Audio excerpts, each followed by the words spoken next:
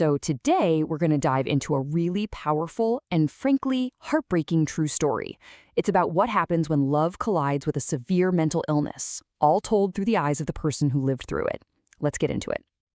Our story comes from Derrick King's memoir, Love for a Death Rebel. It's an intimate look at his relationship with a woman named Pearl on Bowen Island. And it's really important to remember this is his story, told through his own lens of love and confusion as he watched their world unravel. I mean, just imagine that for a second. The person you love, the person you share your life with, turns to your friends and says this about you. This was the shocking, terrifying accusation Derrick King suddenly had to face from Pearl. It was a moment where everything changed. But an accusation like that, it doesn't just come out of nowhere. This was the boiling point.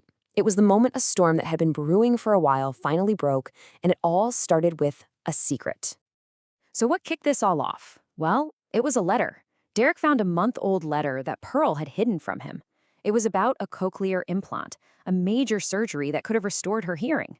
For Derrick, it wasn't about the surgery, it was the secrecy. That was a huge breach of trust, and it led to a massive fight. And when he confronted her, when he asked her why she would hide something so important, this was her answer. For him, this was the most hurtful thing she could have possibly said. It wasn't just an accusation. It felt like she was saying he wanted to control her, not love her. And this is where Derrick found himself in just an impossible situation, a total communications trap. No matter what he said, it would be twisted into proof of her worst fears. If he said he loved her as she was deaf, it meant he didn't want her to hear. If he said he'd love her if she could hear, it meant he didn't love her now. There was just no right answer.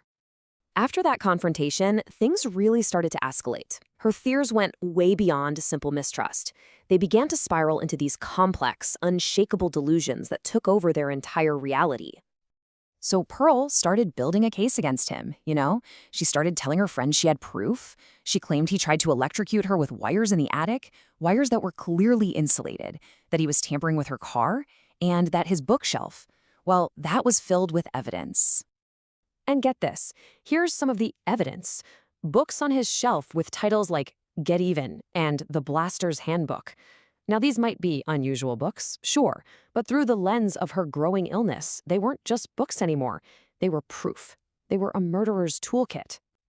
And this right here is such a profound moment of reflection from Derrick, because when you're in the middle of something like that, when you're being accused of these horrible things, it's almost impossible to step back and realize the sheer terror the other person must be feeling to even believe them. So yeah, this was the turning point. Derrick was at his wit's end, completely desperate for answers. He finally went to a doctor, just hoping someone, anyone, could explain what was happening to the woman he loved. And the doctor, he brought up a word, a diagnosis, that suddenly cast everything in a whole new light: schizophrenia. But okay, what does that actually mean? Well, the doctor laid it out pretty clearly. It's not a choice, it's not a personality flaw, it's a biochemical brain disease. It distorts how you see reality. And while it often has a genetic component, it usually needs something in your environment, some kind of trigger to actually surface. And then as the doctor started listing off those risk factors, it must have been like all the pieces of a horrible puzzle clicking into place. Pearl's life story ticked almost every single box. Being born deaf, losing her father when she was young, facing a lifetime of discrimination and trauma, it was a perfect storm. So now Derrick has a name for what might be happening. But honestly, it was too late. The relationship was just broken. The end didn't come with a big dramatic fight, but with a series of these cold, painful, and disconnected conversations. This is from one of their last phone calls on a TTY machine, which was kind of like an early texting device for deaf folks. You can just feel the breakdown in communication. Derrick had already told her he was engaged to someone else, but she kept asking, and the conversation just went in painful circles. And this forced Derrick to make an absolutely gut-wrenching choice. For the sake of his new fiancée, for his own sanity, he had to tell the woman he once loved, who he knew was incredibly sick, to just stop. But a few minutes later, she called back. And that's when Derrick said the final words, "Never call me again." And then he unplugged the phone, cutting the connection for good. The line goes dead. And for 30 years, that's pretty much where the story ends for Derrick.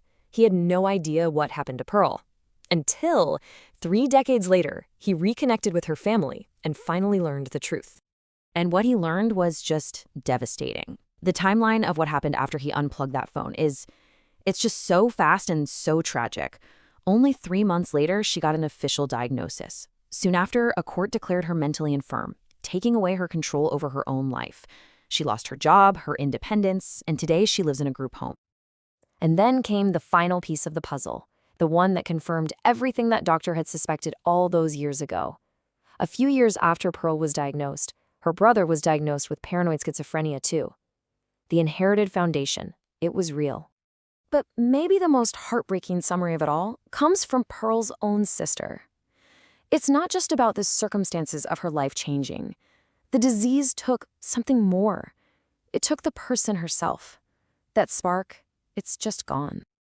And so Derrick King's story leaves us wrestling with this one incredibly tough question.